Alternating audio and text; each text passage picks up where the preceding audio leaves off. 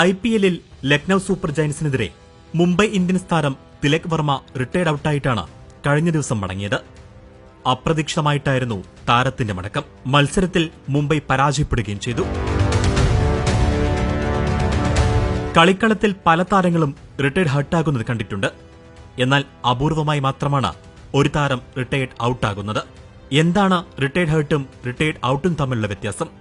അതാണ് ക്രിക്കറ്റ് ലോകത്ത് ഈ മണിക്കൂറുകളിൽ പ്രധാന ചർച്ചയാകുന്നത്. ഒരു താരത്തിന് പരിക്കേറ്റതുകൊണ്ടോ ഒഴിവാക്കാൻ കഴിയാത്ത മറ്റെന്തെങ്കിലും കാരണം കൊണ്ടോ തന്റെ ബാറ്റിംഗ് തുടരാൻ കഴിഞ്ഞില്ലെങ്കിൽ റിട്ടയർഡ് ഹർട്ടാകാം. ഇതിന് അമ്പയറുടെ അനുമതി ആവശ്യമാണ്. ഈ താരത്തിന് എപ്പോൾ വേണമെങ്കിലും ബാറ്റിംഗ് പുനരാരംഭിക്കാം. എന്നാൽ അമ്പയറുടെ അനുമതിയില്ലാതെ ക്രീസ് വിടുന്ന താരങ്ങളാണ് റിട്ടയർഡ് ഔട്ടിലേക്ക് നീങ്ങുന്നത്. എതിർ ടീം ക്യാപ്റ്റന്റെ അനുമതിയുണ്ടെങ്കിൽ ഇത്തരം താരങ്ങൾക്ക് വീണ്ടും ബാറ്റ് ചെയ്യാം. എന്നാൽ താരം വീണ്ടും ക്രീസിലെത്തുന്നില്ലെങ്കിൽ അത് റിട്ടയർഡ് ഔട്ടായി പരിഗണിക്കും. ബാറ്റിംഗ് ശരാശരി കണക്ക് കൂട്ടുമ്പോൾ നോട്ട് ഔട്ട് ആണെങ്കിൽ ഒരു താരത്തിന്റെ ആവറേജ് വർദ്ധിക്കും.